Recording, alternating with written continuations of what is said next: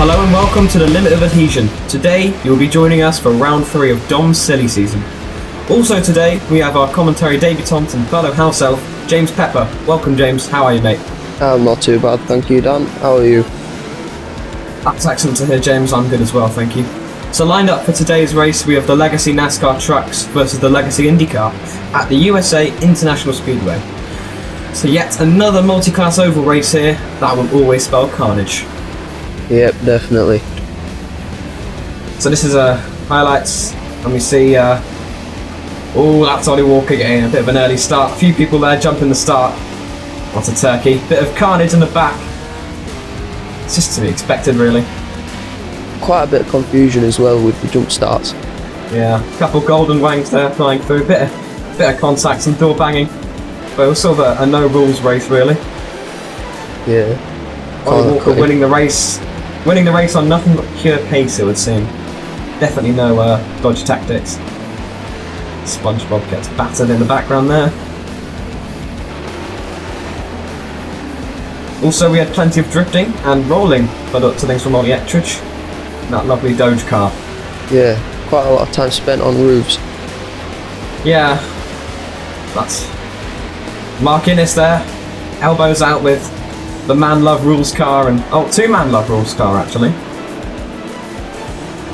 Yeah, seems to have lost that battle. Oh my god. Even Mark Carnage. Could be Chris Forrester in the background there, I'm not sure. There's a lot of rebels. Oof. That's bad. There's a lot of corner cuts, a lot of punty, e-sporty moves going on. Yeah. Some good moves though. Looks like Ollie Walker and Jules having a battle there. Yeah. Should be pretty respectful racing for the cars they're driving. Yeah, made for some fun racing that. Fun. I don't know if I would count it as fun. It was an interesting experiment. Yeah. An odd the Windslade there having a bit of time out. Oh, and he's waiting for a golden wang car. That's very dirty, very rude. Yeah. But what's the rebels being the bad guys? And there he goes again, claiming another victim. Looks like Dan Shorey's taken out there. As it looks like Sean desperately tries to escape dirty Windslade, but fails miserably. Oh, as he takes more victims.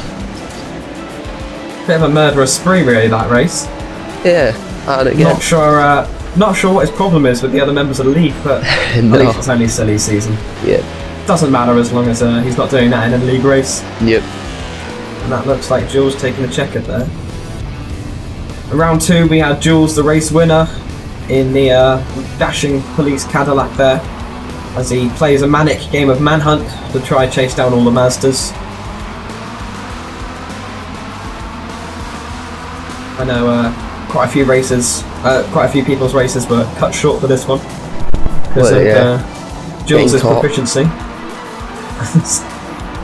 Carnage once again into that first golden corner. wang in the wall already. There's even more cars in the wall.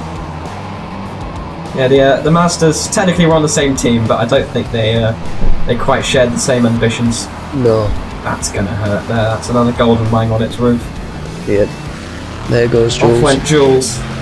Off went Jules as he went to claim his first few victims, and that's Stephen McCann there in the student driver car, getting absolutely murdered. Cheeky tactics from Dom here. Oh, that's very close from Parker. That's really quite remarkable. Looks like he's teasing Jules into trying to get him. You can't go there though, Dom. He parked it next to an invisible wall. Oh, that's brilliant teasing from Dom. That is really quite spectacular. It's quite and funny. He still don't manage to get him. He's completely baited him out and put him in the wall. Marin's legendary bean car. Looks like there's another rebellion there on its roof. Yep. I think Marin might have got black flag for that one. Sneakily making it through the curls.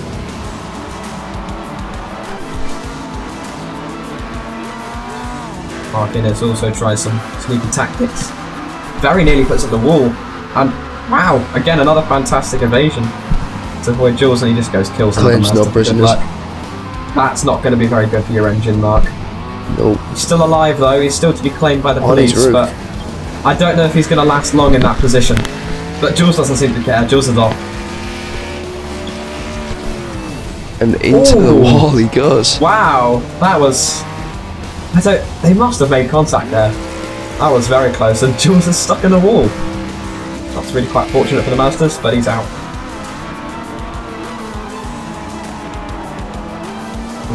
Another wild student driver there across the face of Dan O'Hammond. And here we are then, time for the oval race. We've got the old IndyCar versus the old truck. Half and half. I remember giving this a test, and it's really quite hard in both cars, but it's such a short track, it's not really the track that either car was designed for.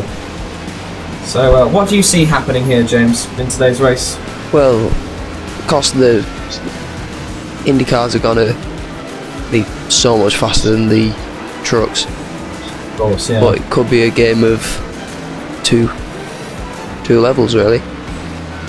Exactly, yeah, I think we're going to see plenty of carnage. I mean, the truck's struggling for grip round each corner as the IndyCar tries to make its way past. So currently we've got Evan Conception yet again leading the silly season points, with Stephen Maxwell, his GT3 teammate, right on his tail with only 4 points behind. Then we've got Jules, equal on points with Stephen, Mark Innes in the Golden Wang car on 37 points, and Ollie Ettridge on 29. That rounds out the top 5. Got Dan O'Hammond making an impressive performance behind in front of Merrin, sorry. Jake Weaver as well making an appearance for silly season. He's doing well. This will probably be his thing, as he does love his ovals. Mark Zeff in 9th, he's doing well. And Shur Malarin, he's seems to have a few turkey moments. He's down the order from where he normally is. And that rounds out the top 10. Didn't quite catch what else? Who else was behind him? I think around a few collisions there, as there's a Golden Wang truck there struggling for grip straight off the line. I think it was a rather tactical decision from the admins to place the trucks right in front of the Indy cars on the grid. Yeah, that made for some interesting passing. Yeah, I don't think this is going to end very well. Nope. So on the grid we've got Graham Bardsley, Dan Hill, Stephen McCann, Dan Shaw, Don Parker, Jake Weaver, Merrin, Ollie, Gavin and Evan. It's been I think a reverse grid for this one. So we've got some of the people who didn't take part last time and some of the fast people. Some of the people that didn't take part up front and the fast people at the back. And then we've also got Sean Clark, Rich Meesters and James Pepper rounding out the front 3. Joe Barlow seems to be in a bit of a tough situation there for some reason. Amidst the Indy cars, I wonder if he pulled Dan Shaw from last season and is in the wrong car. Yeah, it might have been. I think he should be racing the Indy car based off that grid. Yeah. Graham Bardsley's leading us out though, sticking behind the safety car. Where he's got fellow Rebellion teammate Dan Hill right on his side, and the Golden Wang of Dan Shaw, his new number 7 car. Closely Right following. next to him. Shaw desperately trying to warm up his tyres, but I don't think that will do much in this race, to be honest. No. Grip's just such a problem around here. Doesn't even work on safety on pace car laps. But the green flag is out, and we are racing here at the USA International Speedway. So far Already it's been Indy quite cars. clean. Ooh, we've only just gone off. Yeah. IndyCar's already trying to make a few courageous passes through. They just got crazy fast exit speeds compared to the trucks.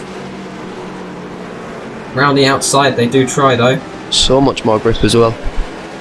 Sean Clark's doing well. Ooh, First one. there's a truck right across his face and Clark is in the wall. What? Oh, there's happened cars there? everywhere, there's Indy cars everywhere. I think that has to warrant a yellow flag in real life. But Yeah. fortunately this is silly season where death is only virtual. Oh no, Sean Clark is still leading. I thought he was taken out, but he's now wow, we've already got a 7-second gap to Messenger. Hopefully he can retain that lead. As you can see there, Mark Innes lagging behind. Yeah, so It looks like most of the truck's positions have been kept still. We've still got Dan Hill up there. He's actually gained a spot on Bardsley. Bardsley only in P2. And there's carnage.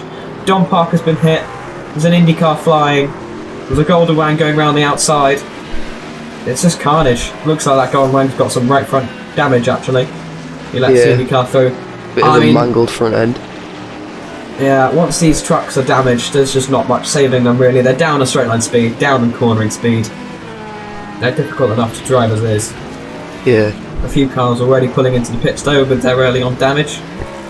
So you've been given 2 fast repairs, which was rather merciful from the admins. So Dan Hill then leading the trucks. Ron Clark's still outside, but now the gap's down to 2.7. Michael Messenger's gaining rapidly. It's a Haas that goes up the inside of Dan Shaw, and he manages to hold on, but he's got some very bad damage to his side there. Got some defending to really do. Struggling. He does. He's got Evan Conception, the current championship leader, around his tail. I think he's just struggling with turning, but Evan's also got damage. Michael's going for it. Sean Clark gets stuck behind the trucks and he makes the move round the outside. Brilliant move. Not much Sean could have done there, really.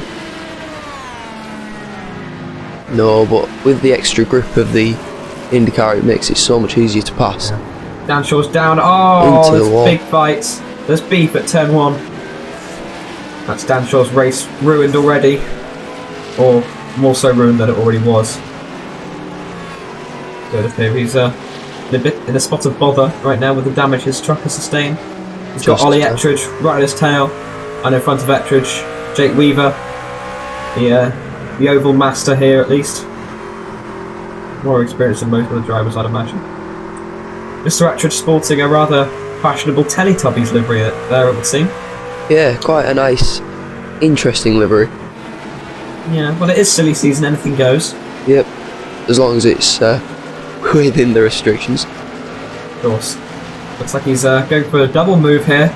Down the inside of Jake Weaver, that's very risky, but he could make it stick here. I think Jake's just got the run on him down the outside. Dan Shaw's lost here. He's got damage, not much he can do. The other truck's just leaving for dust, really. Yeah. Oh, that's Oliver Walker in the pits. You don't often see him with damage. That looked like an IndyCar flipping there. Golden Wang battling with Golden Wang there up front.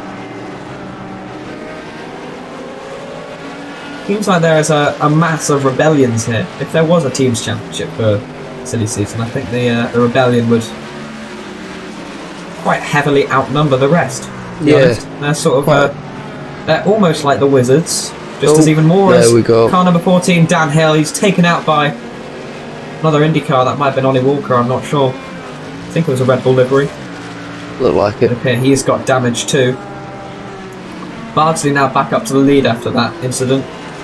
Leading well. Sean Clark has now got a 16-second gap to the car behind. He's doing brilliantly up front. He's just managing to hold on to Michael Messenger here. He could still fight for the win. The struggling Golden Wang down on the apron. This onboard just shows how much speed in the straight line it has.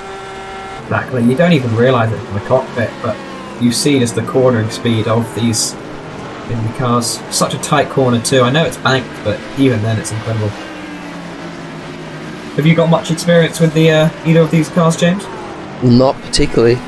Never raced them. Only sort of practiced on the. To be honest, they've been retired before they were kept in races. Although to be fair, these trucks are used in the rookie series. Yeah. That's a rather unattractive option, however, due to the driving standards in there. Graham Bardsley still holding on to his lead by 4.6 seconds, but he has got Conception chomping at his tail here.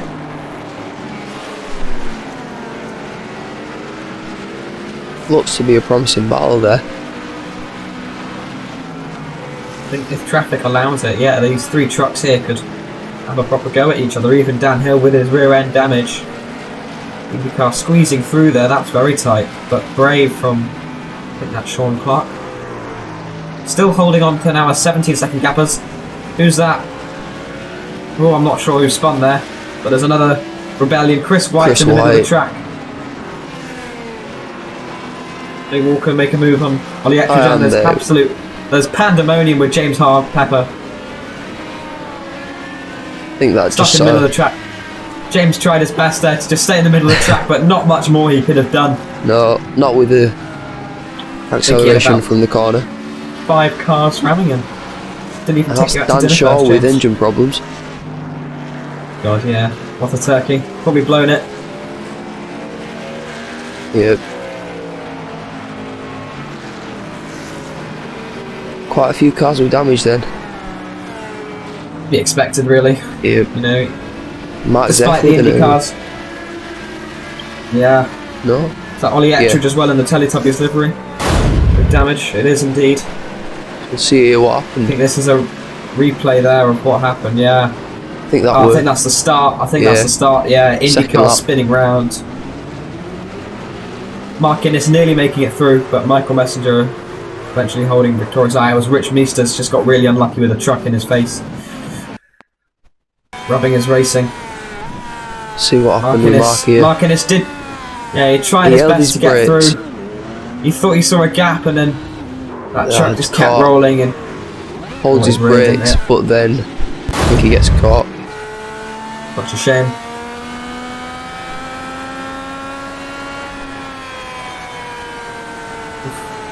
IndyCar rolling back not on the track there. We got some rebellion on rebellion action here.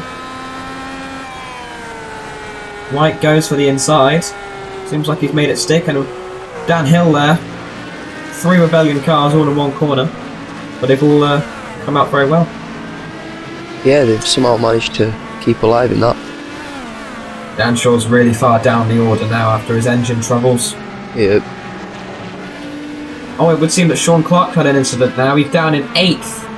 It's really unfortunate. Nico Martel now, despite having nearly an 18-second gap, promoted to second, whilst Mark Zeff and another IndyCar did a spin across the start-finish line. Oh, that's unfortunate, that. I think the IndyCars are such high torque out of these low-speed corners. They do struggle for grip despite their high speed. And Yeah, Shaw definitely. now trying to unlap himself, it would seem, against Dan Hill. Down on Dan.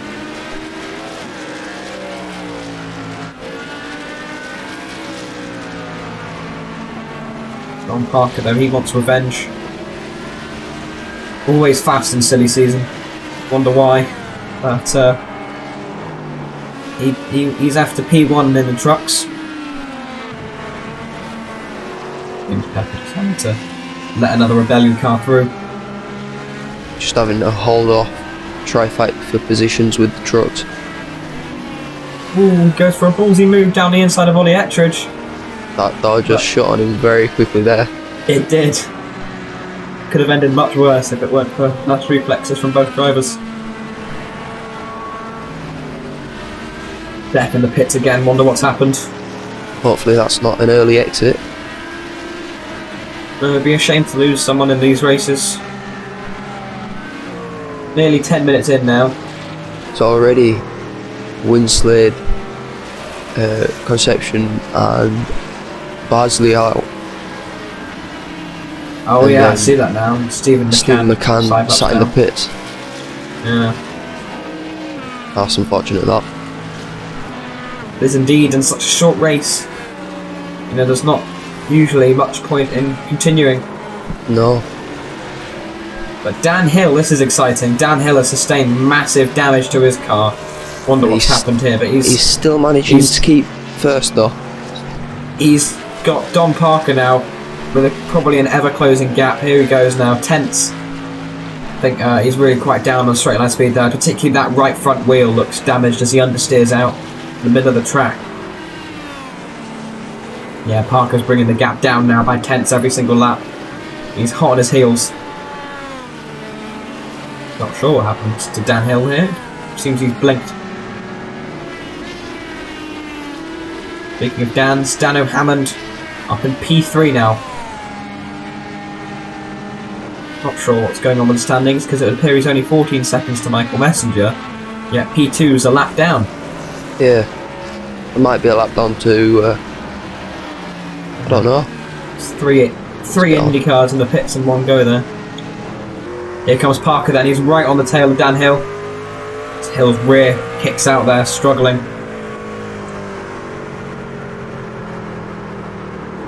Will he be patient though, that's the question. Or will he send the dive? Ooh, I know Dom, I don't think he will be. Here he goes. Oh, didn't quite have the room there to be able to make it. He's got him on the exit though. He's got the toe. Go for the inside line here. Can't quite get the slingshot though. Get a better exit. Hoping Dan gets tripped up by traffic. This is a very exciting battle here. He's got the toe. He'll be able to make it stick soon. Dan goes wide under pressure. And Dom's will able he to get his keep front that? bumper in. Ollie Walker doesn't know where to go. He has to go down the middle of them. Makes contact with Dom. Ooh, that was nearly bad things for Ollie Walker there. Could it have sent Dom out of the standings though? He's now taking the lead, but I think that was a fairly hefty clip, to be honest. That could mean suspension damage for either cars, particularly that Indy car. It's got a soft suspension. Yeah. With it being lower as well, aeros will be shot. Yeah, I mean, he's a fast guy. I'm sure he can make it work, but he's down in P4. He's still got... Stephen Maxwell is wrong. Maxwell spinning out. That should hopefully promote James Pepper up a position. Maybe not. Maybe Maxwell can get it back on track quickly. Problem is he'll have burnt out his tyres from doing that. Dan Hill's struggling behind Dom. He's not losing too much time with such a damaged car. Mark Innes is out. Is he? He's just dropped out. Such a shame. It's just these Indy cars, they're so fragile. Pepper mounts a move on Maxwell. Great move, that. Had the run, knew what he needed to do. Just left him for dust behind, really. Was Stephen carrying any damage at all? He had a spin, so I think his tyres might be shot. Yeah. That'd explain the lack of grip as well. Yeah. Michael Messenger here appears to have lapped everybody on track, which is really quite remarkable if he has. I mean, Pepper and the cars below him are 4 laps down already. But seems like Maxwell, he's not got too much damage. I think he can keep up with the 2 cars in front. Messenger desperate to get past. Oh, Pepper spins! That's given Maxwell the position back, and he's got hefty rear wing damage. That's such a shame. Just to let the Martini car go through. Martel and the Martini. Visit to the pits then? Most likely, I think, going to be very difficult to drive around at such high speeds with that rear wing of his.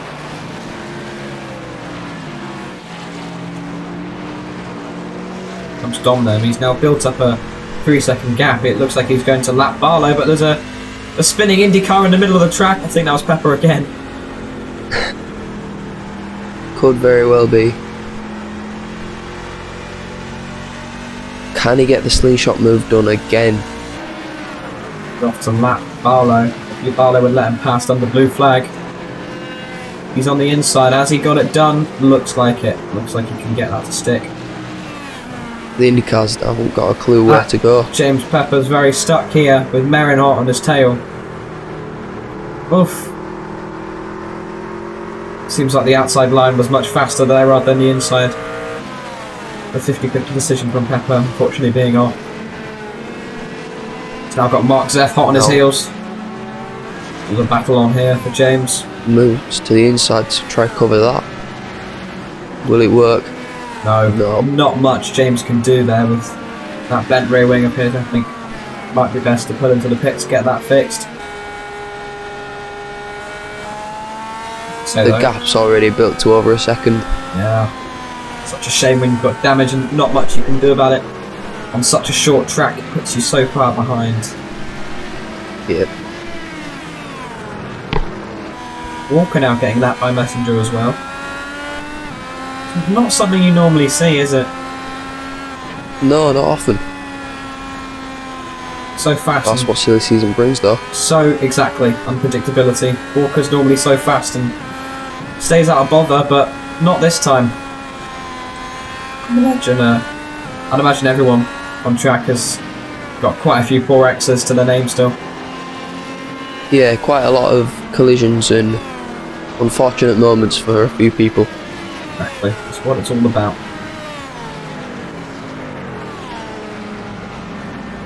Jules there, straying nearly onto Ollie's line here as James Pepper James pulls is finally into the pits.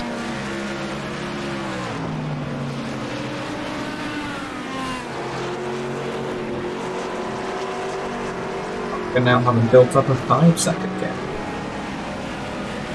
I think not much downhill can do from his current position other than keep his head straight, head down. Just drive as fast as he can, keep Ollie Ettridge at a safe distance.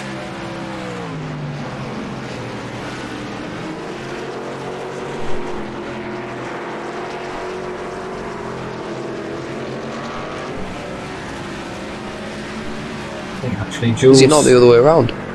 Jules is catching Ollie. Yeah, Jules is now onto Ollie. I was just going to say that Dan Hill needs to keep his head down though, and Ollie Walker spins. That's very unfortunate for him. Again, not something you see him do. But no, I was just saying Ettridge needs to keep his head down and go fast, but I didn't quite realise he's got Jules in his tail, so I think that's going to allow Dan to pull a big gap as it seems like James Pepper's retired, which is really unfortunate. Another one out. Yeah. Well, Stephen Maxwell spinning, that's going to create a problem for the two truck drivers. But it seems like Ettridge is able to hold on to the lead. But this spells... Will Jules be patient for this one? This spells great news for Dan Hill, who's now able to, despite his damaged car, build up a gap as there's wiggles. They're wiggling all over the track with Indy cars flying past them, trying to desperately get past. Jules goes for the inside. Well held. I don't think there was much contact. Yeah, to not kick the rear out is very impressive there. To control the car under that. It was such a tight line. It seemed like Jules for now. Oh, there's contact! Jules is very nearly sent onto the infield and put in the wall by Ettridge. That's certainly one way to win the position back.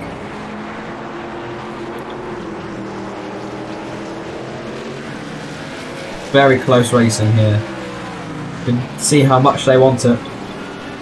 Yeah, just for that one position as well. That's a very vicious Teletubby on the back, wearing interesting clothes there. Yeah. Not sure what the message Ollie Ettridge is trying to communicate with that, but Maxwell out? Would like to know. Or is he still racing? Looks like he's just in the pits for now. Onto the apron goes Jules to try and make it stick, but I think he's only able to get his front bumper in and allow Ettridge to just drive off again with his bondage Teletubby delivery. But he will try though. He will try. Try from every angle he can. And he's managed to make it. Looks like it might work. He's been able to pin Ettridge onto the apron there and just get a better exit, but once again Ettridge can mount to move onto the inside line. Looks like Jules will stay ahead for this one. We've only got 30 seconds to go, that's maybe 2 more laps. It's going to be some really close and intense racing here. Probably a bit of door banging, robbing. There's smoke ahead. Would seem a golden wang truck. Oh my god! Oh. That is Dan Shaw crashing miserably, nearly murdering Oliver Ettridge there. Could have been a very... Could have murdered them both. Could have been easy. Jules to keep his position now. We're on to the white flag. Jules is currently leading, but can he make it stick? We've switched to Messenger to win the race. We're not able to see the battle between Ettridge, I don't think. Tom Parker now far out in the lead. Jules with only a 3-second gap now to Dan Hill, who dropped back massively off of Don Parker, but it would seem that Jules was able to keep the position in the end and to beat Ollie Ettridge. Dom sticks that's in the wall. Dom to cross the line. Nearly killing the to number 1 finish car. first. Hoogerine. Disappointing race for a few drivers. I think you would normally expect to be further up the order, but again, that's just what silly season brings. Here we go. Then you Here's can the see. fight. You can see there. I'm not sure. I'm watching Barney the Flagman. That's when they make the contact. Ettridge rubs doors with the wall.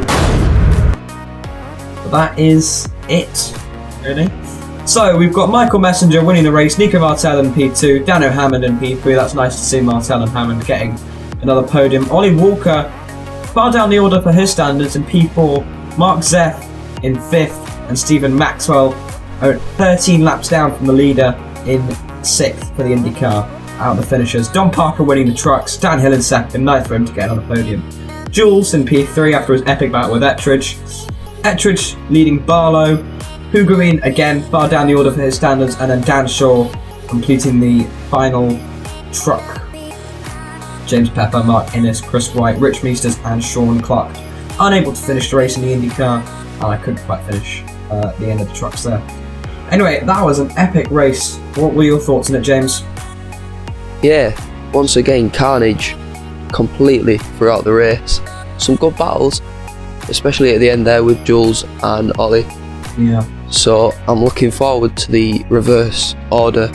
Yeah, is it Rudskogen? I think it is Rudskogen, where they're in the other car. So the trucks will be in the IndyCar, and IndyCars will be in the trucks, which will be quite a spectacle. Can't wait to see that one. Thank you very much for watching. Thank you for commentating alongside me, James. And no problems. We will see you in Rudskogen in Norway. Thank you.